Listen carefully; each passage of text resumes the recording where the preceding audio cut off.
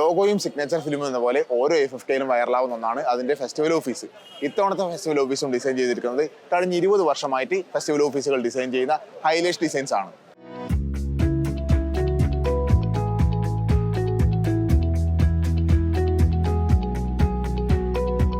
29ാമത് രാജ്യാന്തര ചലച്ചിത്രമേളയുടെ ഗേറ്റും അതുപോലെ തന്നെ ഫെസ്റ്റിവൽ ഓഫീസും ഓപ്പൺ സ്റ്റേജും കാര്യങ്ങളൊക്കെ ഡിസൈൻ ചെയ്ത ഹൈലേഷ് ആണ് നമ്മുടെ കൂടെ ഉള്ളത്.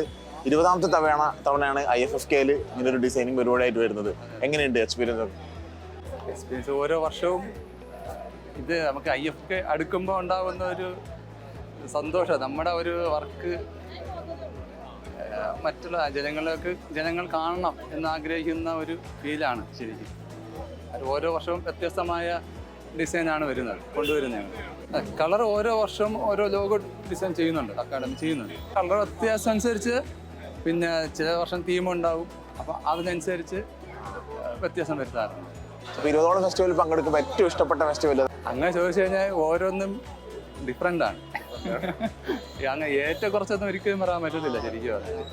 എന്നാലും ഒരു പ്രാവശ്യം ഞങ്ങളൊരു വലിയ പ്രൊജക്ടറായിരുന്നു ഒരു വർഷം ചെയ്തത്.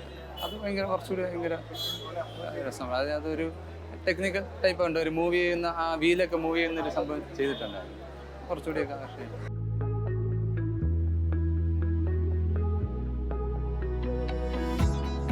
സൈക്കിൾ റിമ്മിന് വരാൻ കാരണം ഒന്ന് ഡിസൈൻ പല കൂട്ടങ്ങൾ ഒത്തുചേരുമ്പോൾ ഉണ്ടാകുന്ന ഡിഫറെൻ്റ് ആയിട്ടുള്ള മാറ്റം. അപ്പം അതിനനുസരിച്ച് ഞങ്ങൾ പ്ലാൻ ചെയ്യുന്നത് വെച്ചാൽ സൈക്കിളും സിനിമയായിട്ട് ഭയങ്കര ബന്ധമാണ്.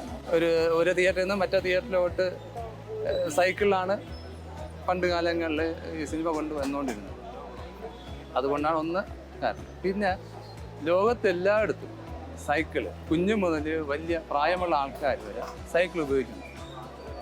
സിനിമയും ഏകദേശം അതുപോലെയാണ്. ചെറുത് മുതൽ വലിയ ആൾക്കാർ വരെ സിനിമ കാലം മാറി, പണ്ടത്തെ കണക്കല്ല.